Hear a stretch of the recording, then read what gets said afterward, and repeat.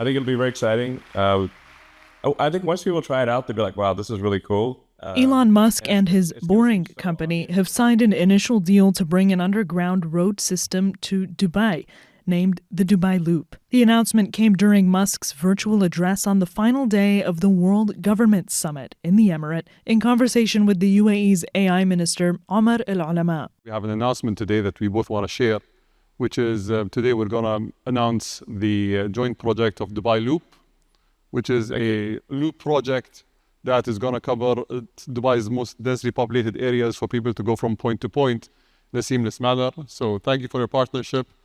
And Well, thank you. we hope it changes people's lives. Yes, that'll be cool. Boring Company will partner with Dubai authorities to look at constructing tunnels that carry vehicles underneath the city, similar to the Las Vegas Loop.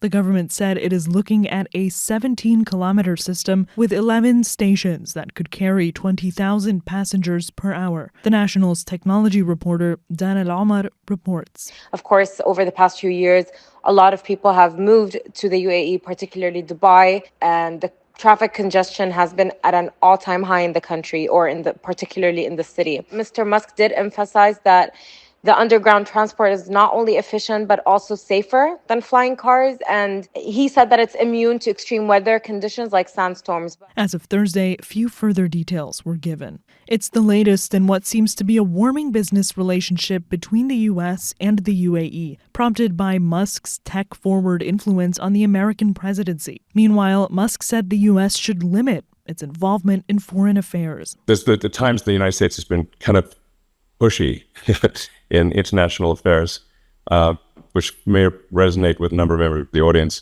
And I think we should, in general, leave other countries to their own business.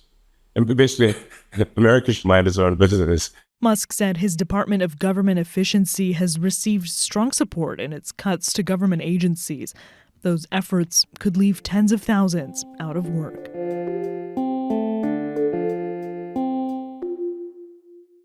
Marvel's latest Captain America film is seeing a new wave of backlash for its inclusion of an Israeli character, originally a Mossad agent in the Marvel comics.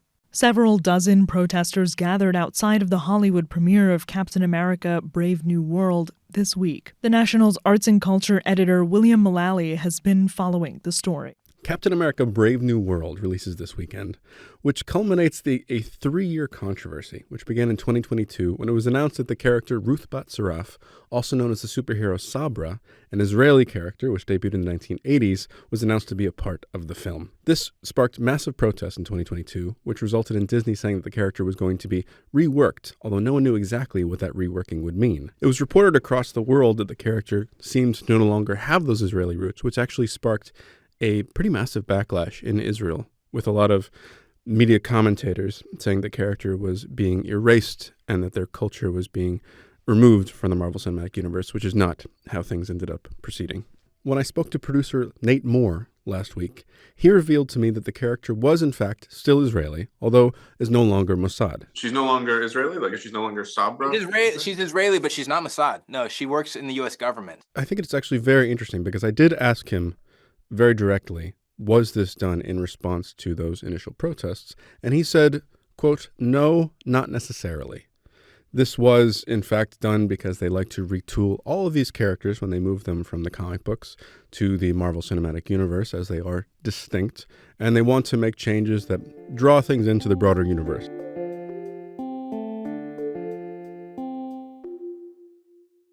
Today marks the 20th anniversary of the assassination of Lebanese Prime Minister Rafic Hariri. 2 decades later, the political aftershocks of the car bomb attack that killed him have lasting impacts in Lebanon and across the Middle East. I still remember this period like it was yesterday. The anniversary comes just after Lebanon formed a new government under President Joseph Aoun and Prime Minister Nawaf Salam, departing from Hezbollah's long-held grip on the country's politics. The assassination of Rafic Hariri was still a landmark moment, certainly in Lebanese history and probably the history of the Levant. Everybody felt we're lost. And that was the most lasting impression I had after he died, that we're lost. Hear more on the assassination anniversary on today's episode of Beyond the Headlines, a podcast from the National's Foreign Desk. That's all for this morning's headlines. Get these stories and live updates at our site. Yasmin Altaji, The National.